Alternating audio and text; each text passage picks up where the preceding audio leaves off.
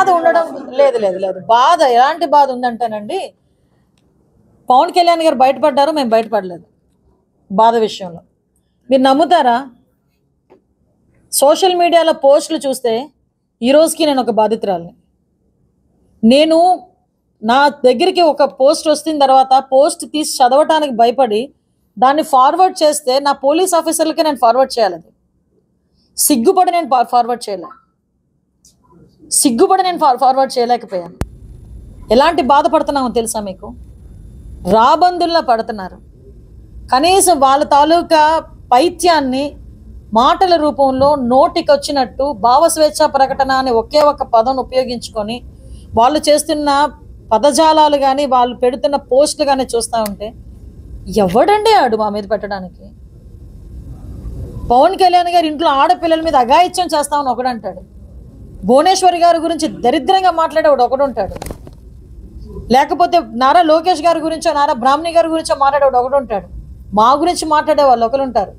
ఒకరు ఇద్దరు కాదు, మూకుమ్మడిగా సోషల్ మీడియాలో దాడి చేస్తూ ఉంటే ఆ దాడికి సంబంధించి ఈరోజు పోలీస్ డిపార్ట్మెంట్ వాళ్ళని పట్టుకోండి అని మాట్లాడుతూ ఉంటే ఎక్కడో అక్కడ మాకు చట్టం సహకరించట్లేదో ఎలా మాట్లాడితే ఇలా ఉండి ఆ ఉదాసీనత అన్నది కనిపిస్తూ ఉంటే కడుపు మండి ఎవరైనా మాట్లాడతారు. అది కడుపు మంట. రేపు పొద్దున్న మా పొజిషనే ఏమనుకోద్దు, ఇక్కడున్న వాళ్ళు ఎవరో ఒకరికి ఆ పొజిషన్ వస్తే ఆ కడుపు మంట ఏంటో తెలుస్తుంది. ఏమండి ఈరోజు రాజకీయాల్లోకి ఆడవాళ్ళు రావాలంటే ఇంత భయపడాలా? మా పరిస్థితులను ఇంకా దిగజార్చుకోవాలా? మా సెల్ఫ్ రెస్పెక్ట్లు మేము ఇంత దిగజార్చుకొని ఉండాలా? ఆడెవడో ఏదో మాట్లాడితే మా ఇంట్లో ఆడపిల్లల మీదకి వస్తామని చెప్పి డైరెక్ట్గా మాకు ఛాలెంజ్లు ఇస్తుతా ఉంటే మేము చేతులు కట్టుకొని కూర్చోవాలా? ఆ విషయాలు మేము పోలీసులు అడుగుతున్నాం. ఈరోజు మేము అడుగుతున్నాం, వాళ్ళు చేస్తున్నారు. ఇప్పుడు మీరు చూస్తున్నారు, మేము చేస్తున్నాం. మాట్లాడితే దానికి పైగా మళ్ళీ ఈరోజు జగన్మోహన్ రెడ్డి ఒక ట్వీట్ పెట్టాడు, మా భావస్వేచ్ఛ ప్రకటనని మీరు లాగేసుకుంటున్నారు అని చెప్పేసి ట్వీట్ పెట్టాడు.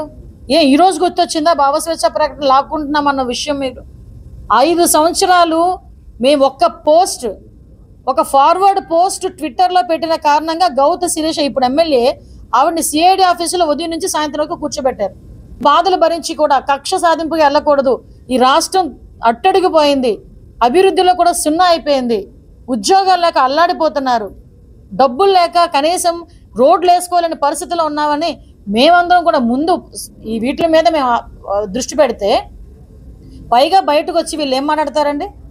నోటికి వచ్చినప్పుడు సోషల్ మీడియాలో ఈ రోజుకి కూడా నేను యాజ్ హోమ్ మినిస్టర్ ఈ రోజుకి కూడా సోషల్ మీడియాలో ఆ బాధ నేను పడుతున్నా. ఎన్ని నిద్రలేని రాత్రులు గడిపామో తెలుసా మీకు? ఈరోజు ఆ బాధ మేము పడతా ఉంటే ఆ బాధ గురించి మేము చెప్పి ఈరోజు మేము వాళ్ళ మీద చర్యలు తీసుకుంటా ఉంటే మీకు అంత నిప్పు వస్తుందా? దాని గురించి మాట్లాడితే వక్రీకరిస్తారా? వక్రీకరించి ఎలాంటి ఆనందాలు పొందుతున్నారంటే కూటమిలో ఏదో పవన్ కళ్యాణ్ గారు అనితనేదో అనేసారని, లేదా పవన్ కళ్యాణ్ గారు ఏదో కూటమి అంటే వీళ్ళు ఏంటంటే గోతికాడి నక్కలు ఉంటాయి కొన్ని. మీకు తెలుసా? ఎప్పుడు గోతులో పాతారా, అందరు వెళ్ళిపోతారా, లాక్కొని తిందామా అని ఉంటాయి కొన్ని నక్కలు. ఆ టైప్ అనమాట వీళ్ళందరూ. అంటే ఏదైనా ఇన్సిడెంట్ జరగకపోద్దా, నోట్లోంచి ఏదైనా మాట రాలేకపోద్దా, అటు ఇటు కట్ చేసి మధ్యలో ఆనందం పొందకపోతామా?